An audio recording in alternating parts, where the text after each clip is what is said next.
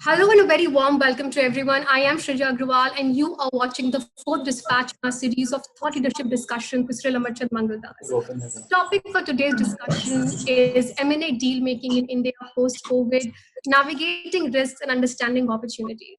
As always, joining us now is Mr. Cyril Shroff, managing partner in the firm.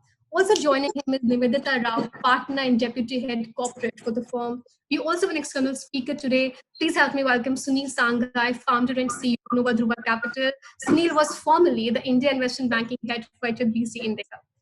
Before we move ahead, I think it's important to set the context for the same and today's discussion. Indian M&A activity during 2019 surpassed $67 billion in total deal aggregate value. In fact, at $57 billion, it was still India's second best year in deal making, despite a 36.4% slowdown in deal value from 2018, where the deal value broke all records and the tally for the first time crossed $100 billion. We are cut to 2020, and quite starkingly, we are actually in a different and perhaps a whole new world altogether. If you take the Geo transaction outside, which has an outlier on a variety of reasons, the deals have been falling sideways. The momentum has definitely slowed down. But to look at the silver lining and what really gives one hope is the fact that private equity is sitting on a huge pile of uninvested capital or dry powder, which will perhaps lead the change. But in my conversation, and perhaps covering the space for about 10 years that I've been having with investment bankers and corporates for about 3 months, there are fundamental questions really being asked in the world of M&A or deal making as we go from here. Number one, people are asking questions on pricing, due diligence, controls, and so on. The first question on the minds of almost everybody is that does historical financial information accurately reflect a target that may have disrupted supply chain and unusual inventory levels? How can pricing risk be allocated between signing and closing? And for instance, the most unusual for me really was that should buyers really expand the traditional universe of due diligence professionals and also include healthcare and medical professionals? These are some interesting conversations. We have a very meaningful panel today. I would like to sort of begin with you, Mr. Shroff, and as we go deep dive into this, we'll sort of unravel the all trends given. My appeal to the audiences here that please feel free to sort of send in your questions and I will take them as and when possible. Of course, I'll take a couple of them at the end of it. And please also identify yourself. Mr. Shroff, as usual, I would sort of love to hear from you, your opening remark as to what are the conversations you are having with India Inc. and what really remains your outlook for M&A this year. Thank you, Shrija, and good to be back on a Saturday morning special. It's a delight, and I'm really enjoying spending my Saturday mornings having Absolutely. these lovely The feeling conversations. is mutual. Yeah. Yes. So I think you already set the context quite well, sort of giving me the perfect segue to make my opening remarks. So as I see it as a practitioner in the market, and I'm now sort of commenting largely on what I call my observations on the COVID quarter since March. So after the initial shock, I think deal activity is coming back. It's not the same frantic pace that it was earlier, but it is definitely coming back. It is kind of awakening and it's gathering steam.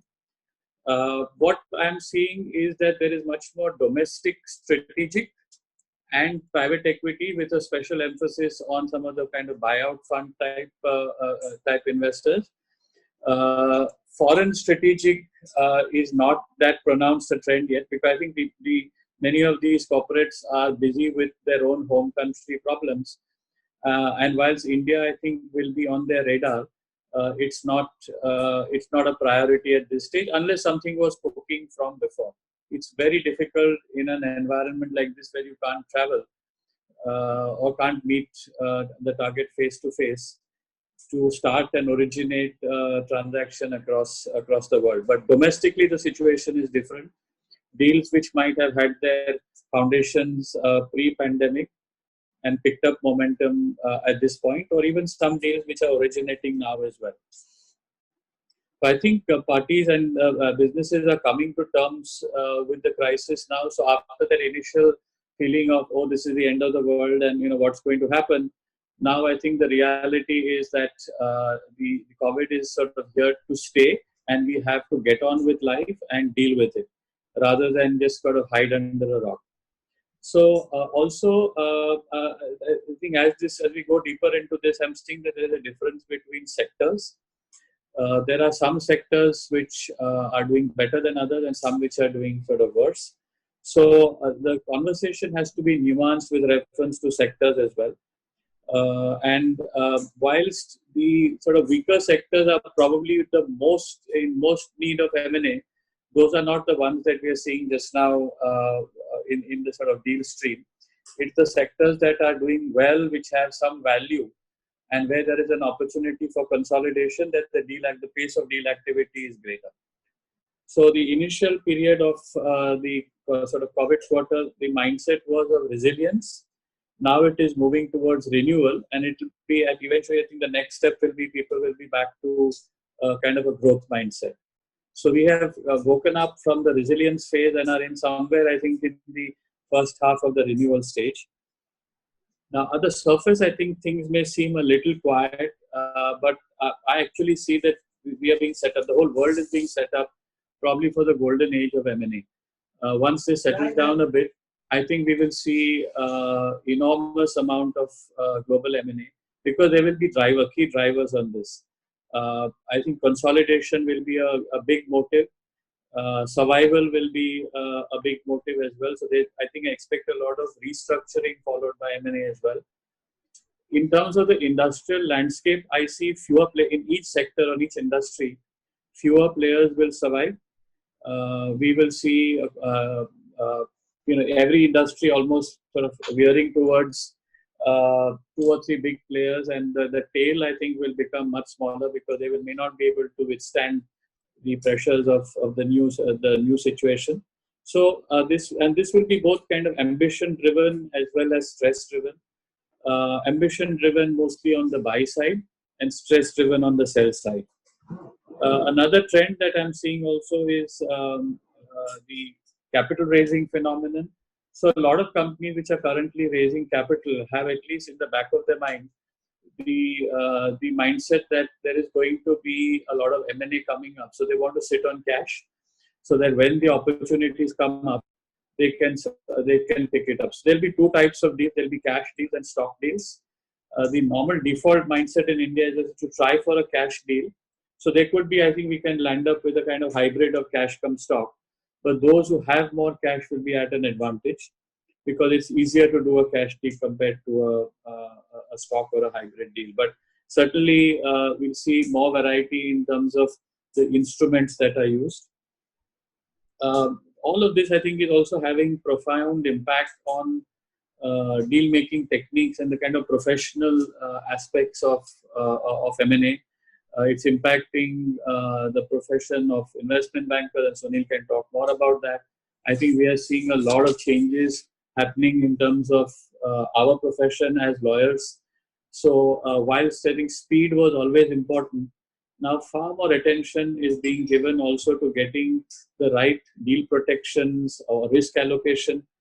In pre-pandemic times, negotiating the MAC clause was a different ball game. It's a very different conversation today. So negotiating the conditions precedent, negotiating MAC as well as the exceptions to the MAC becomes a very significant. The proportion of kind of airtime that you spend on some of these clauses now has expanded manifold. There's also kind of a flight in the profession as well. I think there's a flight towards quality in terms of using a more experienced, safer pair of hands. We are also, even though just now things are tough, I think for a significant transaction, the clients would go to those with more trusted reputations and experience as well. So there's a flight to quality in the professional world as well. So I think the world is changing in a very significant way. I am quite hopeful that deal activity will pick up, and I think there will be almost like a vengeance buying spree at the end of it. When that will come is a little premature to tell, but it has to come, because the world, I think, has been reordered as a result of this crisis. So I won't take up now more time. I think as a scene setter, I think this is adequate. I think we should talk to Sunil now, and maybe I'll hand over to you so that you can probe some of the market aspects of it. Thanks, Shrija. Thank you, Mr. Shroff. I think that was sort of a beautiful kind of context setting that we heard from him, that, we are sort of getting from a stage of resilience to the front end of renewal. And he also sort of concluded his remarks on a very sort of opportunistic and, on a silver lining, that deals are going to happen. And it is not that, it will not happen. Sunil, I want to understand, come to you, that you are in the thick and thin of things, talking to India Inc., also trying to build a pipeline for yourself, and how you're sort of building out your franchise. Give us some color and sense there. What really is going on in the mindset of the promoters right now? Shrija, thank you very much. Thank you for inviting me. And Sheryl bhai, thank you for inviting me at the panel. I just want to go back to the comment with you and Sheryl bhai both mentioned that the deal activity has come down and is likely to go up. I really don't see. I see Sheryl as busy as ever. I just don't see the deal activity is going down during this pandemic situation also. If I share some numbers with you, if you in the last 3 months since the lockdown is going on, we have had almost $15 billion of primary and secondary capital raised from the market. $15 billion. We have had almost $15 billion plus of FDI coming into the country during this period. Our secondary market volume, both in terms of value and the volume, has gone up by 40%. Our number of demat accounts have gone up by 50% in the last 2 months. So actually the volume is going up. So the deals are happening. It just that is happening a bit slow, and is going to happen with a lag. And I tell you why it is going to happen with a lag is because in uncertain environment, and we have seen both Sheryl and I, we have seen 4 or 5 similar situations in the past. Uncertain environment, one is not sure as to which way and how to transact, right? So they want the environment to settle down a bit. Number 2, during these times, the financing becomes a big challenge, both equity financing as well as debt financing. You are not sure of the availability of finance. You're not sure of the cost of the finance, right? And in the deal making, and the question you ask as to how the promoters are thinking about, is that the financing becomes an important challenge. And Cyril touched upon that as cash is king during these times.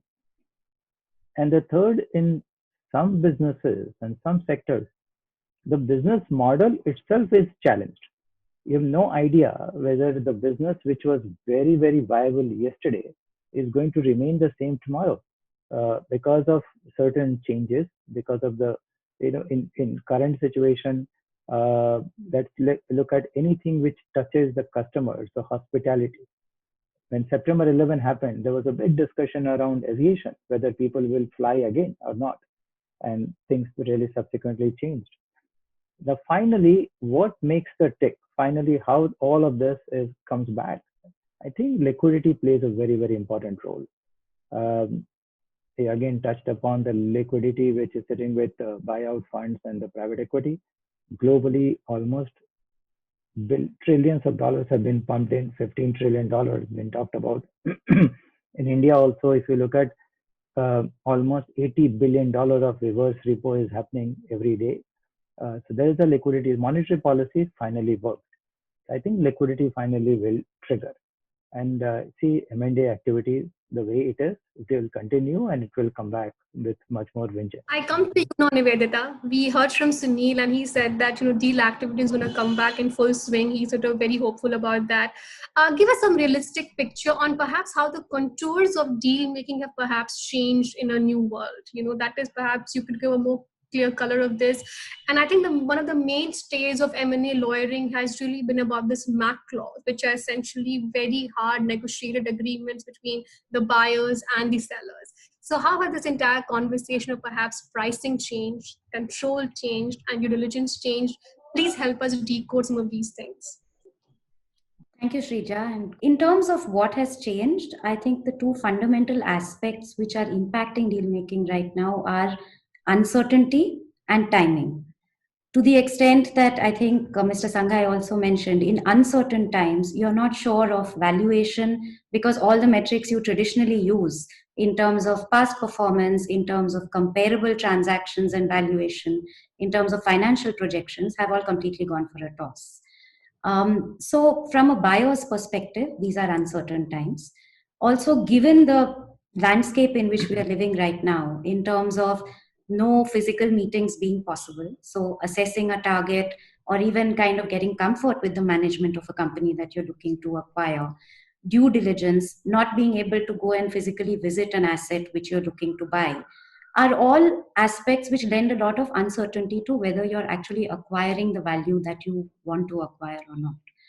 Again, in terms of timing, the absence of physical meetings is something that does impact timing. The whole situation of lockdown and not being able to, do regulatory filings in an expeditious manner, to do meetings and negotiations where everybody locks themselves in a room and kind of just gets things done in 2 days, all of those are impacting timing as well. Now, this is obviously having an impact on how deals are structured. And you mentioned material adverse change. I think that's something we've seen play out a lot over the last 2 months in deals which were signed pre-pandemic.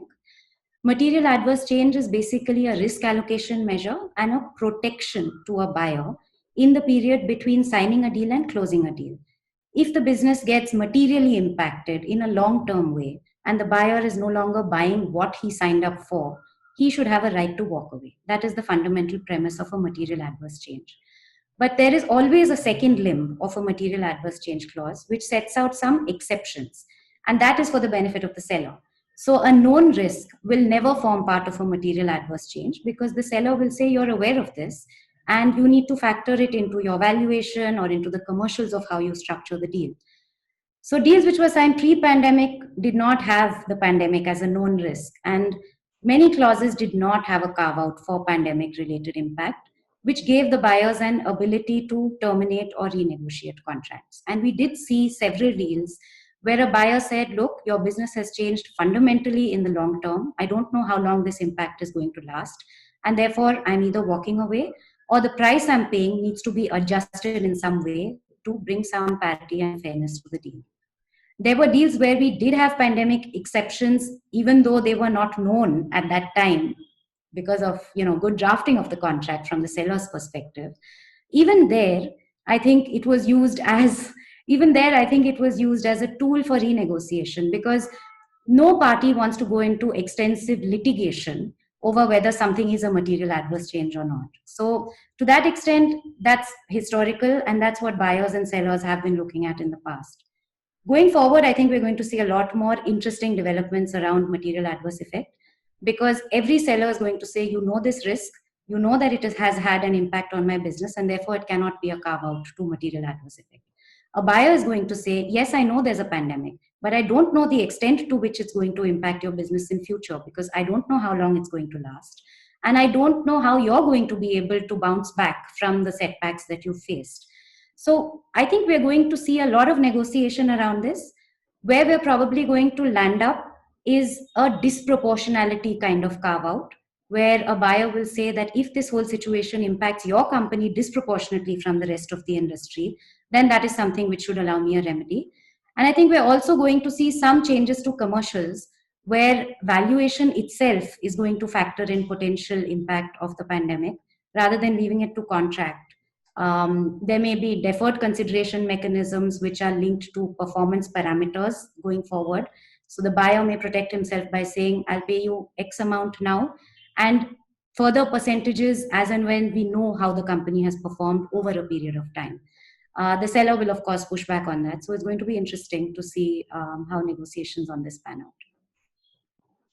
These are very interesting sort of revelations here coming from you, Nivedita, and I think it's a very realistic picture you set in for us that how the deal making is changing. Give us some sense about the valuation question that you sort of spoke about. Is valuation erosion a permanent feature coming out of pandemic? So I don't think it's a permanent feature as a general term. I think a lot of it depends on the sector which you're looking at. I think, as both my co-panelists mentioned earlier, there are some sectors which are deeply impacted, such as aviation, such as hospitality, even retail to some extent. And they're going to take much longer to bounce back from this. And therefore, there are fundamental changes to business models which are required to ensure that they preserve and enhance the value that they have created. Whereas there are other sectors which have actually thrived in the pandemic. And if you look at things like e-commerce, if you look at things like e-pharmacies and everything which is on a digital platform, they have actually had an opportunity to grow significantly during this period. And people are seeing enhanced valuations for these businesses going forward. So I don't think it's a one size fits all answer. And I think even for industries which are deeply affected right now, how they relook at their business models and reinvent themselves will be, a great parameter to judge on whether they are able to preserve their value and enhance it. In fact. Mr. Shroff, I sort of come to you. We sort of heard from Nivedita the way she sort of laid out the practical challenges, but also how the broader contours of deal making have really changed in the new world. And she also mentioned that the valuation erosion perhaps is not a permanent feature; it's very sector specific. That brings me to the next question. Some have in fact labeled this pandemic or the recession, so to speak, as an uneven recession, where some boards are looking up and some boards are looking down. I want to understand from you, Mr. Shroff, that in terms of deal making, can we perhaps in any case, relook or revisit the 2019 numbers? The 6 months have kind of gone. And if you take out the geo transaction, there's nothing much to speak on the deal making aspect really. So where do we go from here, and where will the animal spirits be unleashed, or when will we see the entire mojo really come back? What are we waiting for? So, I think, as I say, the cake is in the oven before you take it out. So what are the drivers? I think, firstly, a desire to consolidate, the desire of the strong to get stronger. Ambition will play a role, and that's not gone anywhere. On the sell side, I think there are survival instincts of companies which are stressed. They're not able to, where income has suddenly been reduced to zero, but the costs have not changed at all. So there is an imperative and almost an urgency to do a transaction in the case of many businesses on the sell side. Then is some of the points which Sunil made is that there is a lot of liquidity sloshing around. That liquidity is going to require a return. You can't just be investing in the reverse repo market and expect that to continue forever. That liquidity has to find a way. And also at some stage, I think the activists will come in. Activism is not such a big phenomenon in India, but at least an activist mentality where somebody is going to question boards who are sitting on cash. Then why are you just sitting on cash? Why don't you buy something? And there is so much opportunity in the market because they will be looking at optimizing return. So I think the pressure of liquidity will also put for businesses which are more ambitious and which are more solid, of using M&A to consolidate and for the strong to become stronger. And I think the third part, which is a bit soft, I think it can get a little better, is that the regulatory environment is also trying to facilitate deal making.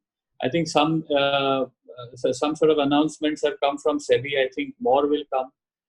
The IBC suspension for 6 or 12 months, as the case may be, has created a small sliver of opportunity for people to do quickly bilaterally do deals. Because remember, if we get back into an IBC scenario, and if 29A is not changed, the existing promoters and management have no right to play. At least in the next 6 to 12 months, they have a right to play, and they can at least have control over the deal-making process rather than sit and watch from the stands. So if you now take all these 4 factors together, deal making will happen. And I don't agree that even if you leave aside kind of one exceptional situation that deal making is not happening, there is deal making happening, and there are announcements being made as well. And old deals with some renegotiation because of the kind of things that Nivedita talked about, they're being renegotiated and they're being closed. But you only announce a deal when it is signed. You don't announce it when it is closed. So, but we know that is happening. So that's my sort of take on this. And looking at things 6 to 12 months down the line, I continue to believe it's the golden age of M&A. Wow, you said it's a golden age for M&A. So how does the entire hostile takeover and delisting piece sort of sit in beautifully with this? I mean, now we sort of going to see the vultures back right now. So I had made some comments on the previous episodes. I'm not going to repeat that, but let's get a banker's view on this. And Yeah. Sunil has a lot of experience in this. Yeah, so I would love to get you in on the hostile takeover and delisting bit. No, but they're two separate points. But first, get him on delisting. Yeah. No, I'll touch upon delisting, but I just wanted to go back to one or two earlier points which you made were very interesting, and I agree with Cyril that you see the deal only after this is at the stage of announcement. Otherwise, we keep it completely hidden from you. And therefore, there are a lot of conversation happening. It's just that it has not reached to the stage where it can come to you because of many factors which we said earlier, in the sense that there has to be some kind of trigger. It takes time when the uncertain environment. Valuation is one such trigger. Now, usually when we look at the valuation, we draw some kind of reference from the public market. Now, the public market valuation itself is a bit uncertain at this point of time. If you look at the earning multiples for the public market based on the next 12 months earning expectation, which we all know is going to go down, the earning multiples have not corrected, while the market has corrected a bit. So the market has to settle down a bit. Your cost of capital is undergoing a change because the interest rates are coming down. Your return expectation itself is going through a change because the growth which was there yesterday is not going to remain tomorrow, and therefore your return expectations would go down. There is liquidity which will play its role. So the valuation is one part. The other dynamics which will play around in terms of the trigger is the whole leverage. The leverage for the business, which might have been really good, but because the business dynamics have changed, because your revenue profile has changed, that leverage suddenly looks more than what is required. And therefore, you need to do a bit of restructuring. If there is a leverage at the parent level or the holding company level, and that is backed by a security which is marketable security, which is by stock pledge, things like that. That has its own dynamics, and therefore that triggers conversation, etc. All of that weaves around the delisting part. Now, delisting has got 2-3 different aspects to it. One is purely regulatory. As I mentioned, that there are regulatory changes which facilitates delisting. The second is liquidity.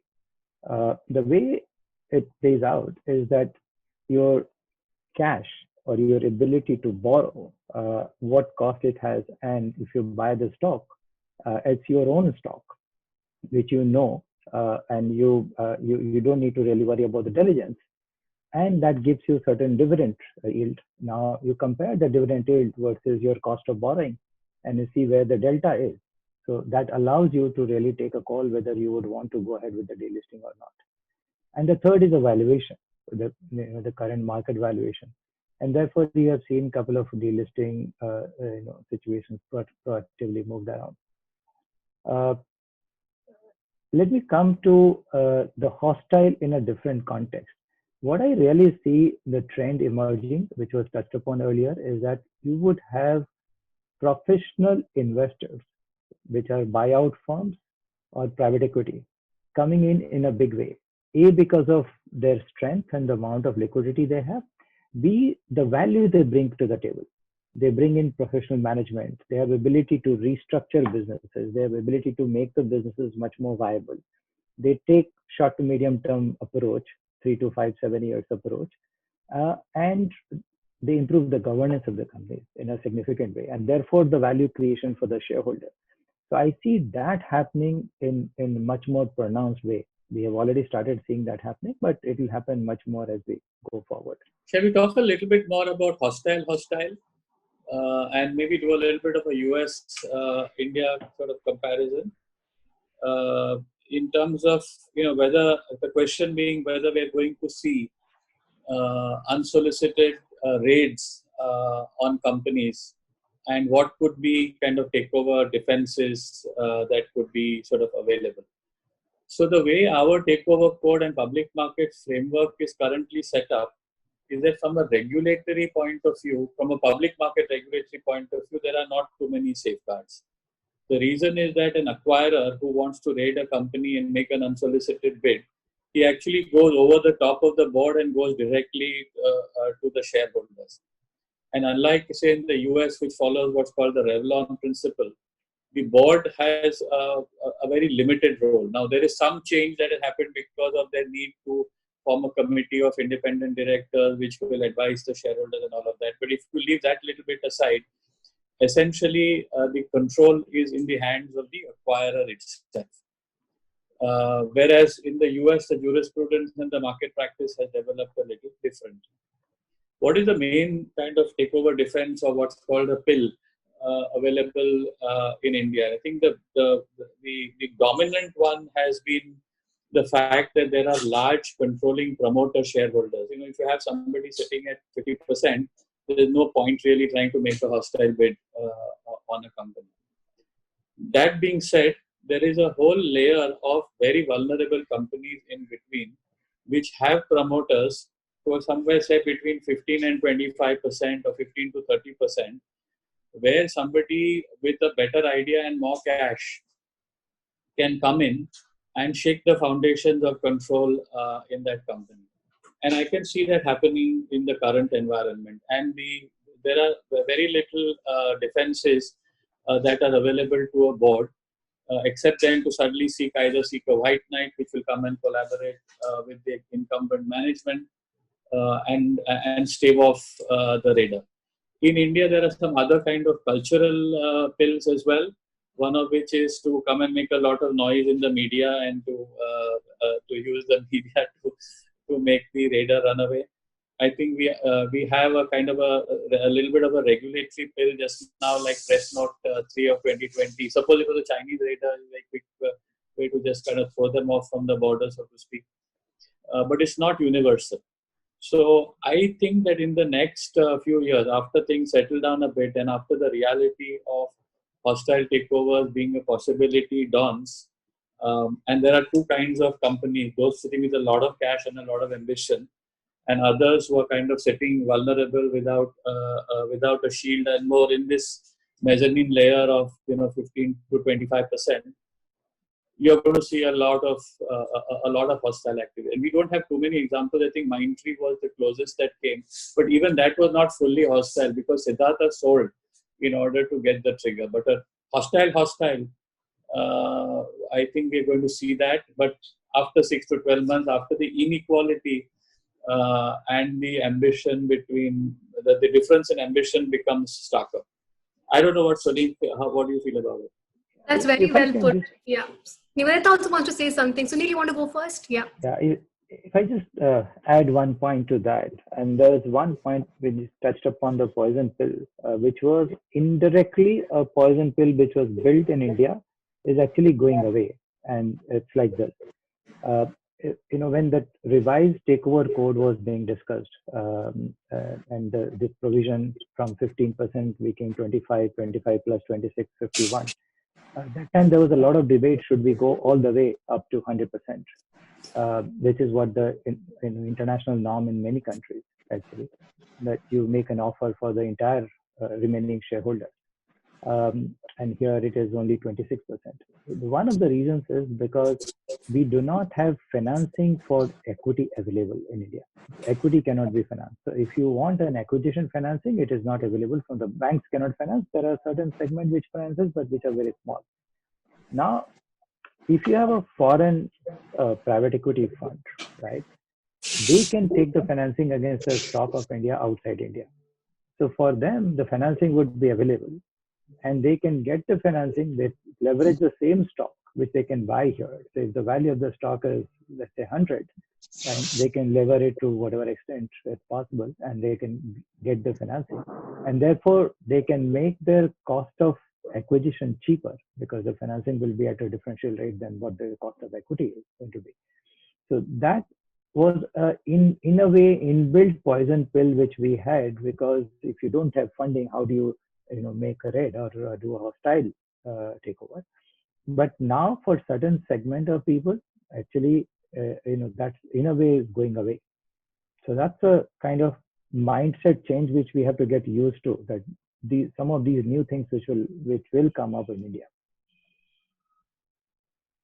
Nivedita wanted. Nivedita, you want to add to that? You want to say something on the hostile takeover bit, I think. Yeah, I think so. I do agree that there is opportunity for hostile takeovers in companies which have low promoter stake, and also in the new breed of companies which are professionally managed and may not have identifiable promoters.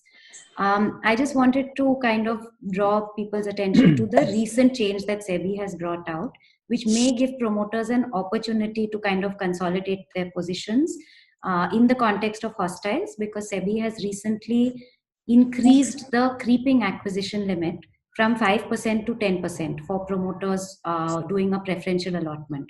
So it is an opportunity for promoters to enhance their shareholding in the company, while of course providing much needed funding. And that could be one way in which they protect to some extent against a hostile takeover as well. I think we've spent a lot of time on hostile takeover, and a lot of meaningful sort of revelations and sort of conclusions came here. I think one important narrative that is really building in our country, in the times that we are in, this entire piece of, globalization.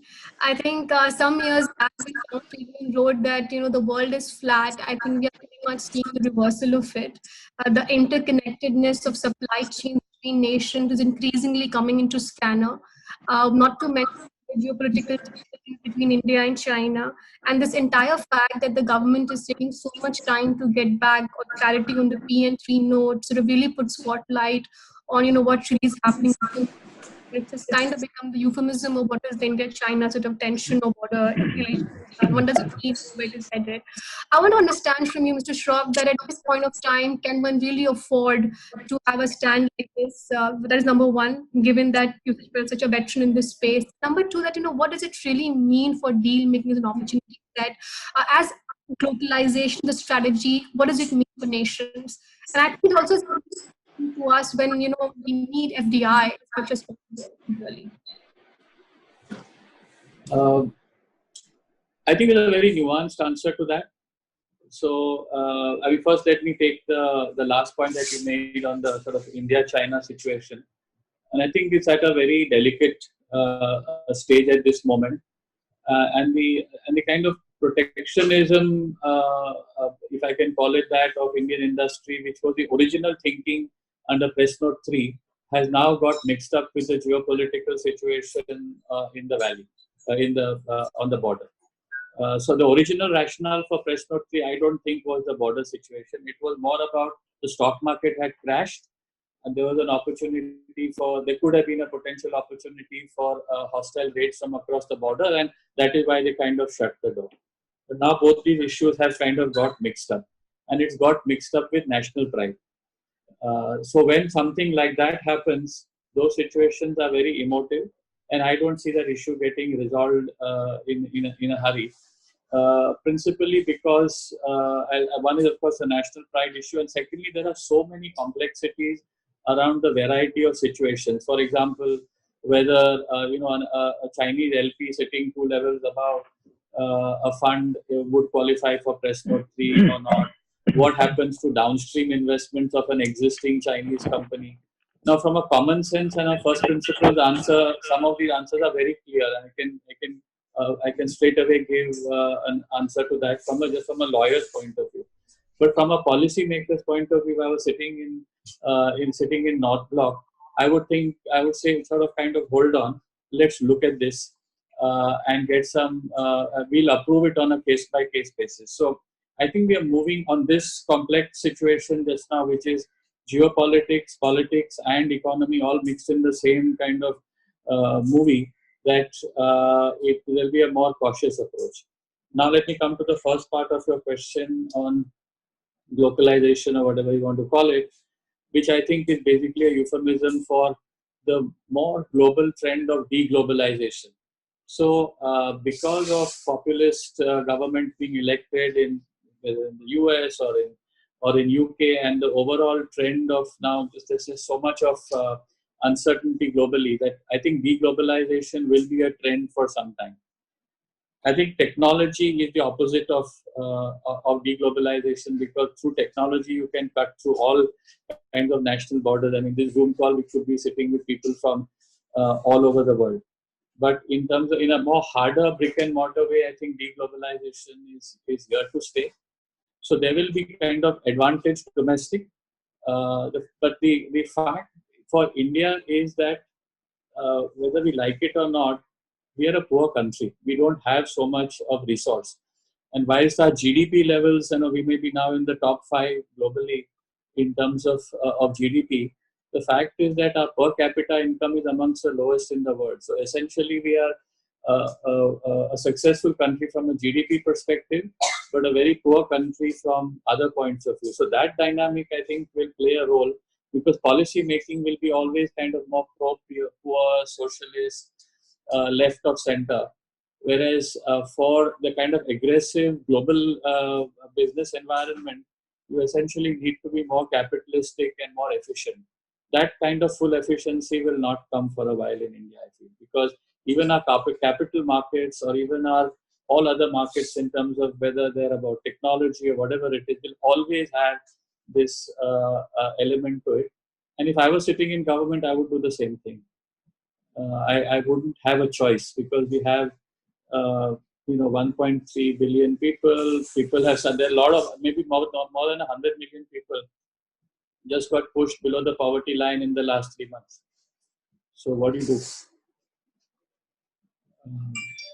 That's a very realistic sort of picture setting done by Mr. Shroff here, that, if you were to sort of get into the shoes of policymakers, what do you do? Sunil, I want to sort of come to you now, Sunil, that this entire boycott China movement, and what Mr. Shroff was saying, this India-China relationships, getting sour day by day. One doesn't really know where we are headed on that front. The fact of the matter is that significant investments have come from that region. One can't really deny that. One is by way of investments into PEVC funds. Then you have companies like Paytm. You have, technology, WhatsApp company like, for instance, ByteDance, for instance, TikTok, so influential. What do you do of something like that then? What does it mean for deal making at large? And one really has to understand that there's also unwinding of SoftBank also happening in the background. So there's not much capital, for tech one was relying on. So, and saying no to Chinese FDI at this point of time, a significant chunk is going away. Can that be recouped with the likes of Japan and some of these markets? What is your sense? Very interesting. Let's talk on the basis of what is there right now. Okay, what may be intended, we don't know. But what is the fact is what is there right now. I don't think government at any stage has said that they are against globalization. What they have said in Atmanirbhar Bharat is that they want to facilitate manufacturing here on the ground. Now, proof of the pudding is what they finally put out. There are 2 very interesting guidelines which they have given on 2 sectors. One is on pharma, and second on electronics. Now, on pharma, we all know that 80% of the bulk drug, excuse me, 80% of the bulk drug was being imported. Now, we cannot just rely the entire pharma sector 80% from the outsourced sources. We have no idea what can happen tomorrow, right? So it is actually a prudent policy to manufacture this, which used to happen here earlier. Now, it's all got exported because of the cost advantage. So the kind of policy they have put out, and it's a very interesting way of drafting the policy. For the first time, they have linked the entire incentive to revenue rather than the capital cost. They have also categorized the number of different category of the players and the number of players. So it's not like anybody will be eligible for that. So you got to bid, and the top players will be eligible for the incentive, which means that you have to be realistic in terms of setting it up and delivering this. So it's a very thoughtful policy. Plus, it's the first time, at least I saw, that there is a flowchart given with approval process and the time-bound plan. That within this timeline, this approval will be given. This timeline, this approval will be given, and this is the total flowchart. and both for bulk drug as well as for electronics. So it's what the aim is, to bring the manufacturing back to India. It could be through FDI, it could be through the foreign companies. There is nowhere it's written that the foreign company will not be entitled for this or eligible for this. As far as China is concerned, the press note 3, all that it says that the approval is required. They haven't denied the approval. Now, if there is a situation, the government will have their own way to look at it. We need to approach them. There is a layer which has been created. Now, given the current situation and the situation at the border, which might actually get diffused, who knows? We are all presupposing that the approvals won't be granted. Now, I take your point that there has been a lot of investment from China, but if you really look at in totality, what has happened? Post 2010, we signed FTA from Asian countries, right? And at that time, the trade between India and Asian countries was almost at par. Today, we are negative with Asian countries of almost $80 billion. With China, our trade is negative around $55 billion. So 80 plus 55 is the total, and Asian countries, there is a general rumor, I don't know, but general perception that a lot of Chinese goods moves through the Asian countries. So on an average, we have a significant trade deficit, which really impacts us. So while you have FDI coming in, but the trade deficit is offsetting for it because of the money which is going back to these countries. So if we want to bring the manufacturing back to India and save, I think in the long term, it's a very, very prudent strategy.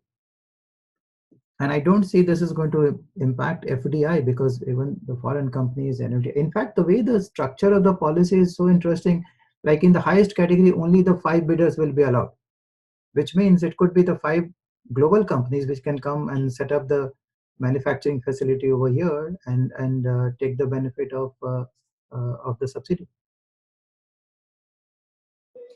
Nivedita, you want to sort of add to that, what the kind of sectors that you are seeing sort of opening up while we on this topic of, deglobalization and localization, so to speak.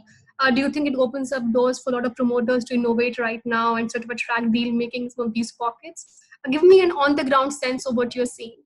Absolutely. I think it's a great opportunity for innovation, because people are looking at their business models very closely to figure out how to ride the storm and how to future proof themselves. So we are seeing a lot of people exploring different delivery channels for their businesses. So e-delivery channels, online delivery channels. Obviously, digitization has a huge role to play in this entire landscape. And I think digital enablement is the name of the game. And companies which have been able to be nimble and kind of quickly adapt new modes of delivery have actually managed to do well. So I think we're going to see a lot more of that going forward. We've been speaking to a lot of our clients who have been traditionally in the real sector, but are now looking at ways in which to deliver their products, deliver their services more than products actually, by way of online delivery. And that in itself is going to see not only consolidation, as Mr. Shroff mentioned, but huge growth potential in the long term, which will definitely attract investment and potential M&A opportunities as well. Mr. Shroff, I come to you now. We spoke about quite a few things in this conversation. We spoke about, the practical considerations of doing deal in a changed environment. Both you and Nivedita kind of highlighted that. We spent a lot of time on the entire MAC clause that's coming into picture. Sunil very sort of vividly put out, what is the kind of on-the-ground sense he's seeing in the deal pipeline and how deal will come back with huge. We also spent, quite a bit of significant time in talking about this globalization piece, about hostile takeover. Now, with this entire last round of questioning, if you were to give 3 key pieces of advice or your sounding messages, so this large pool of capital sitting on the sidelines here, and I talk about the pension funds, the likes which are sitting in India, CPPIB and CDPQs. We have not really heard from them for some time. Sovereign wealth funds and large PEs. What really would your sense, your advice be to them right now? So each of these categories have very different considerations. The pension funds normally are not going. You can't think about them from an M&A perspective. They are investors. and they usually take minority stakes. And as far as the Canadian ones are concerned, they have a 30% cap because of Canadian law as well. So I think there will be a significant pool of capital, but it is going to be more the kind of patient, non-aggressive capital. It will always, I think it will always be there. But my guess is that in the short run, and again, this is just a guess, so don't attribute anything more to it.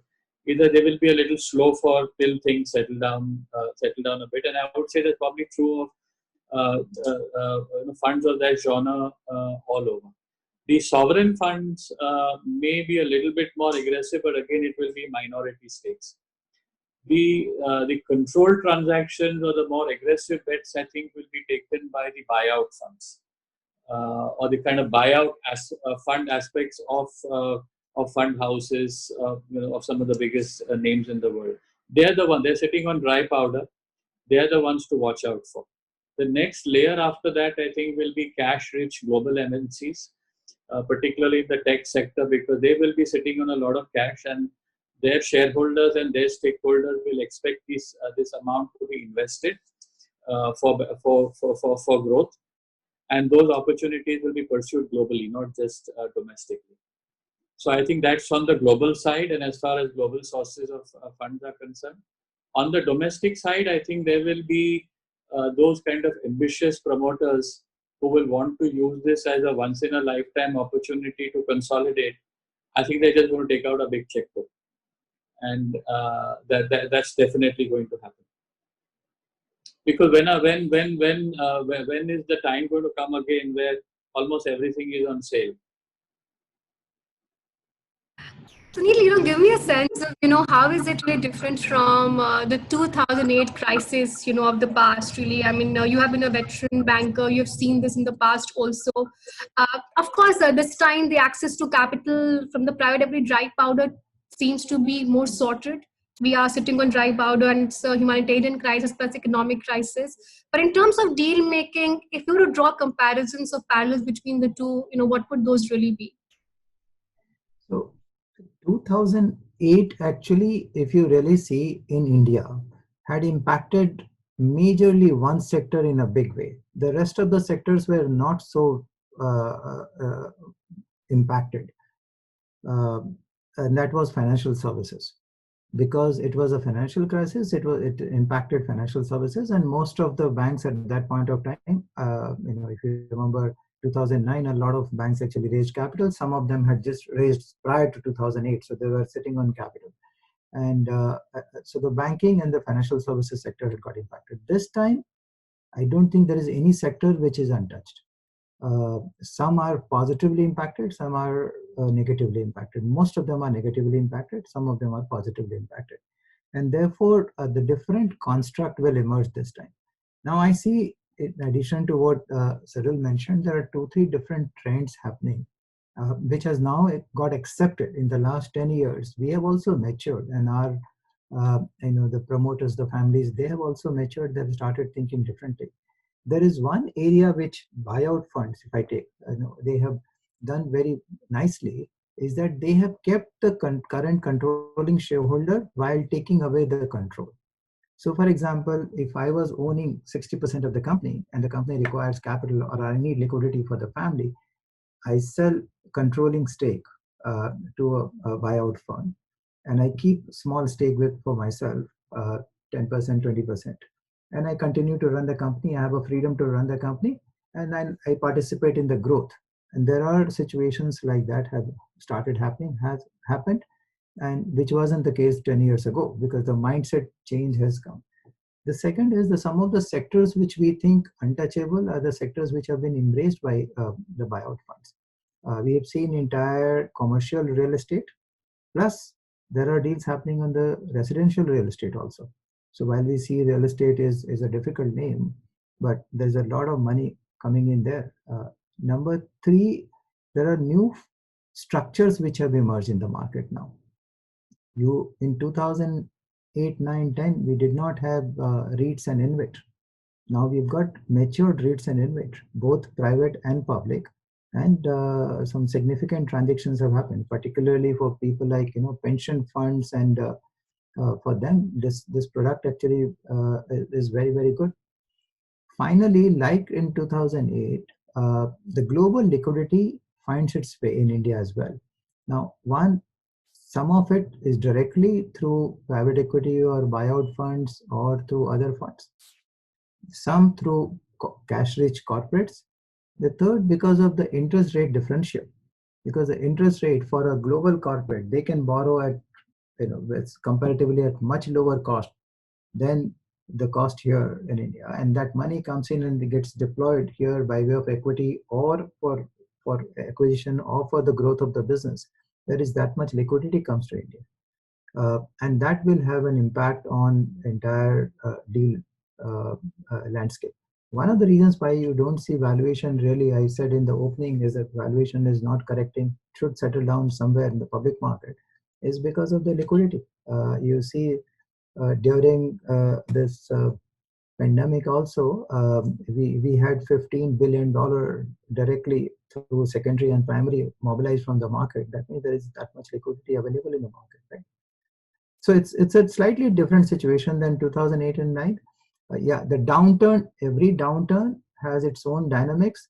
I mean, if you look at 2001, we dealt with a different situation at that time because of the September 11. We said, that time also there was a lot of discussion whether we are going back to localization, then globalization, whether the world will remain flat or not. Everything came back to normal. 99.com burst at that time. I remember 2000, I was on a deal on the road, and suddenly I get a call that we need to price it today. I say, well, what happened? I had no clue. We priced the transaction at 50% of the size, but we closed it, and next day the Wall Street crashed. So you have the different situations had different dynamics. We have dealt with enough of them, right from 94 Harshad Mehta, then Asian financial crisis, then 99.com, 2001 September 11, 2008, and now this one. So I'm sure this will throw up new experiences, and it will all come back. And therefore, I think I agree with Cyril that the deal pipeline will continue to be the way it is. It will be much more robust because the markets are larger, much bigger, and the liquidity is higher. No, Sunil, is very true. Every 3-4 years we have a crisis, and every crisis is different. And after every crisis, the world does come back. Yeah, I think on that remark, it's a segue for the last round of our question before we sort of to the trivia. I want to sort of come to Nivedita. The last, if you were to give us some concluding remarks on the the lasting impact of COVID-19, 2 or 3 sort of key trends, what would those really be? So I think a number of the factors we've discussed are actually trends that had already started pre-COVID-19 and were just put on fast forward because of COVID-19. So the trend towards digitization, all of this were things that we were already seeing trends toward. Even the trend towards regulatory protectionism world over was something which already started a couple of years ago. So these have all been put on fast forward by COVID-19. In terms of M&A deal making, I share the optimism of my panelists that we will see a lot of deals.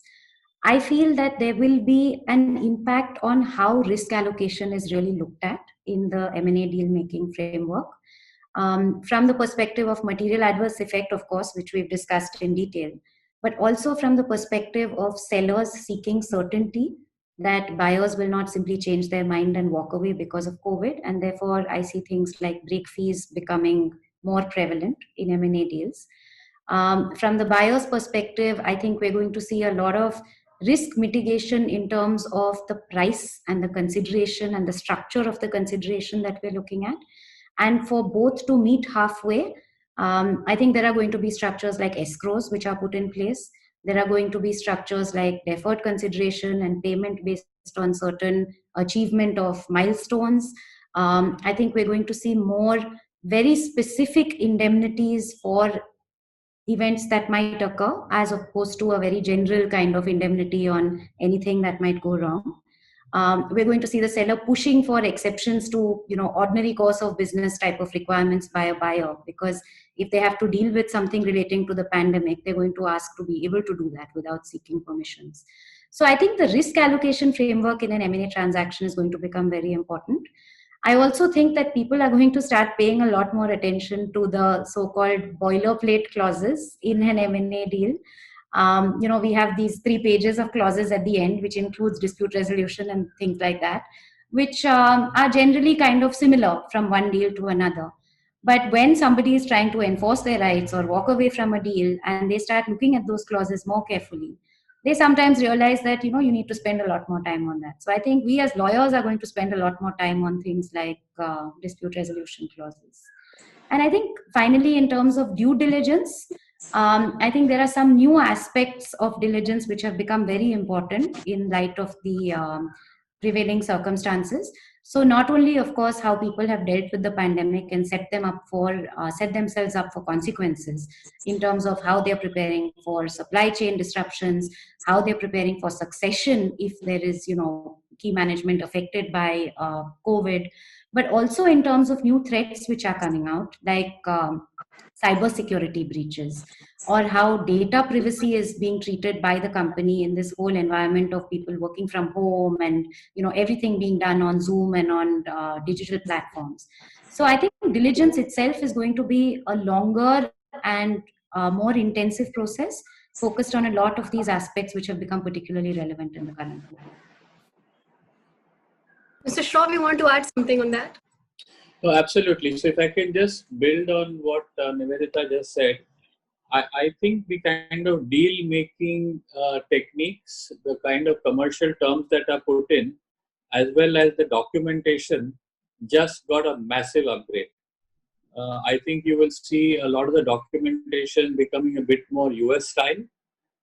And I think there will be probably more complex. It's going to add to complexity, because parties will want to negotiate and do a risk allocation on every possible thing. So if there's one lesson that has been learned, in February, March, and April, is that black swans do happen, and that there could be things that you never imagine can come to and can disrupt anything and everything. So if I can go to the kind of the documentation standards of deal making in India, from a 2019 context, and which had kind of become a bit of a commodity, where there was you just kind of took a precedent and rolled it around a bit. That's gone out of the window. I think in terms of the chief negotiator of a M&A transaction has got to be a combination of an artist in terms of how they draft, as well as a cynic and an economist and a futurist, all kind of rolled into one, bringing all the broad skills to bear in terms of stitching a deal together. So this is a big professional upgrade, I think, that will take place. And I think it will also involve, as I said before, a flight to quality, because not everybody is going to be able to do this. These are very, very specialist skills. So in the professional services market also, you're going to see a segmentation that will take place. That's my kind of prediction. And every maturing market goes through this. I mean, the triggers are different, but I think that this is what we're going to see. I mean, there'll be very complex negotiations on break clauses, break fee, reverse break fee, risk MAC, with the 200 versions of MAC that will emerge. Force majeure, the dispute resolution clause will be like a piece of contorted art. So you will see all of those things coming in, but it's becoming more sophisticated. Not a bad thing. It's becoming more sophisticated, and a lot of skills will be put to test. But that is a concluding remarks. I think I'll come to you now, so with my trivia question. If you were to name me one deal which really took you by surprise, what would that be? And you're referring to something around this time, or something around this time, yeah. Yeah, no, there are many situations. I mean, there is one, and I don't want to name a specific, but there is one which I thought there was a good chance that the buyer would renegotiate, but buyer actually went ahead and closed the transaction. and during this time when the valuation had changed, etc., like some other deals got renegotiated. I thought that would be renegotiated, but the buyer went ahead and honored the commitment. This deal happened recently. It got announced. I'm sure you can decipher. So there are a number of such situations. I mean, look, every deal throws up some kind of surprise. You always have some ifs and buts. You don't read those last 4 or 5 pages, which Nivedita drafts, and that's where the problem is. The devil is in the details, right? And when you really need to read it, you realize that you should have read it earlier. So that's where the real problem and your excitement actually resides. On a more sobering note, I'd like to add one more point, Shrija. Linked with what we just discussed, I think you're going to see a lot more M&A litigation. Because I think positions will now be hard fought. The normal kind of deal-making culture in India is you do your best at drafting and you do what you can and everything is done in a hurry. And then when something goes wrong, you say, "Baith ke baat kar lete." That "baith ke baat kar le na ho ki court mein dekh lenge" is the mindset that I think will emerge. So this is probably also a part of a US import. Nivedita, the most memorable deal of your career that you've advised on? So I've had the opportunity to work on several deals which kind of stay in my memory. But 2 that come to mind. One is a deal where the deal started on a Sunday and was signed on the next Sunday. The clients and the lawyers never saw each other. We were on the phone and on the computer day and night just to get the deal signed. And it was announced within 1 week. Everybody thought it was impossible. It was a listed company. It was a large acquisition, but it just was done. And there were lawyers from around the world on the phone all the time with the clients. And that was just something which was eye-opening to me. And I remember Yash on the last Saturday mentioned that this is the first time he's done a deal where he never saw his client. I wanted to tell him that, this is something which I did 5 years ago. So it's not something that COVID has changed in the M&A world. And then there was another deal which is slightly opposite. It took us 3.5 years to complete, and it was very complicated because there were a number of lender issues, but at the end of the day I think everybody walked away with what they thought was the right outcome. So I think these 2, I'm not naming the deals, but I'm sure many people can guess what they are. So these are 2 that come to mind right now. Now I come to you now, Mr. Shroff. How will the Jio transaction go down in history? No, I think it's a transformational set of transactions in the Indian marketplace. So and the fact that it was done in the middle of the pandemic is itself is quite a remarkable thing. So I think full marks to them for having put this together. Okay, Mr. Shroff, what is a joke running on Mr. Shroff's mind right now for India? We start with that, Kumar. We have to conclude it today. I don't think it's a joke, but I think I just want to go back to the trivia question that you asked me on the first episode, and you said, what would you like to see? And I said, I want to see my granddaughters again. And I want to announce that I'm going to see her. She's finally flying back from the US and I'm going to see her on Monday. So she might be probably a guest speaker on the next Saturday's episode. I might have her right here. So we look forward to that. There are 2 questions from the audiences. Perhaps we could take that. And I think one, we've already covered. Nivedita kind of spoke about it. Are there any specific points which need to be taken care of during due diligence to the current change scenario, maybe while negotiating or in finance or legal duty? I think that is being taken care of. There's one more question I would like to sort of take on. Given the SEBI's promoter-friendly amendments, will it give wide powers to promoters since they can increase their stake without making an open offer to other shareholders? This facility is not available to others who have crossed the threshold 25%. Will it have a negative impact on the company's management? So I think 3 points to that. I think this is actually the reason for this amendment is to enable funding of companies which need funding. And I think the promoter is the natural choice to provide that funding. The amendment has been limited to primary issuances and does not extend to secondaries. So there's no ability for a promoter to buy shares on the market in excess of 5%. It's only if he puts money into the company that he can buy up to 10%. The other thing we need to remember is this is available to promoters who already hold 25% or more. So they are already in control of the company. It's not anything incremental that is being given to them. I think it's a relaxation which is much needed in the current times. And I think the third aspect that I'd like to highlight is our legal system and our company law and our securities market regulations have evolved significantly over the last few years to provide relevant, governance safeguards, etc., which apply across the board. So in my view, I think it's a welcome change to allow liquidity to be provided to companies which need it.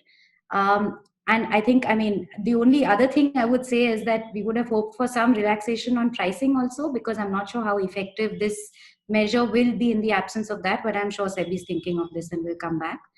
And the other point is, I know that SEBI is thinking about providing relaxations to others as well. They have floated a discussion paper on preferential allotments in stressed companies, where they are proposing to provide relaxations to people providing funding to these companies. So I think it's a matter of time before we see more of that happening as well.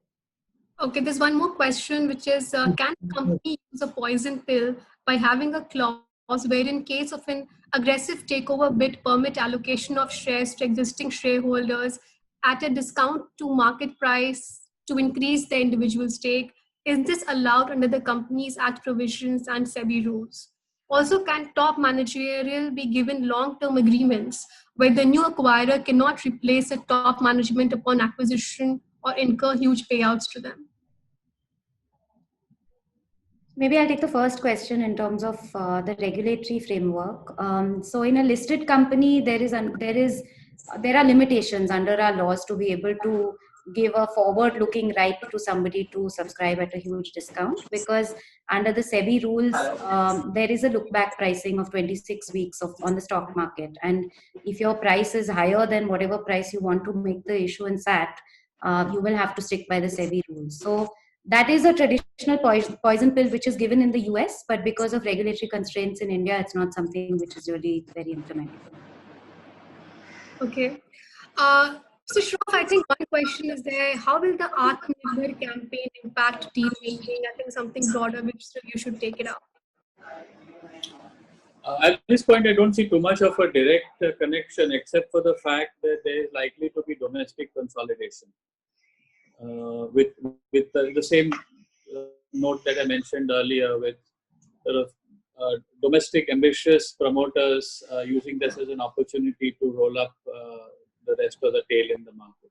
So I think that I think is going to happen, because for being relevant, I think businesses are going to require to be of a certain size, and that is the perfect setting for M&A as well as for Atmanirbhar. Mm-hmm. The thing which I think we need to think about a bit more is how is innovation going to take place, because in an innovation and an entrepreneurial culture, you have lots of small startups and new ideas, and it's like innovation is flourishing, and there is a lot of capital willing to come in and grow these. So that may have a bit of a short-term downward bump. That will need to come back at some stage, but it will, I think, be preceded by some of this consolidation activity, which is bound to happen, given that there are stressed companies and then there are ambitious companies. That's very well put. Sunil, you want to add to that? Yeah. Just one small bit on Atmanirbhar Bharat, and then just on the pref allotment. I'm sure that question must have come from one of your media friends. Look, it is really not so significant, because the same structure would have been possible in the current environment also. Go to Cyril Bhai, pay some fee to him, he will give you the structure. There is a warrant structure which is possible. Yeah, you do this in the 2 stages. One this financial year, the balance next financial year. You can do 5% plus 5%, 10%. So that's perfectly primary offering. So there's nothing so significant which has come from SEBI. It is easier, but it could have been done earlier also. On Atmanirbhar Bharat, in fact, my take is that it is, I think what the intention of the government is India, not Indian. If you look at the policy making and the guideline, all the commentary, they always refer to something in India, not only being done by India. You can have FDI. I don't think they're going back to the old press note 1, 2, 3.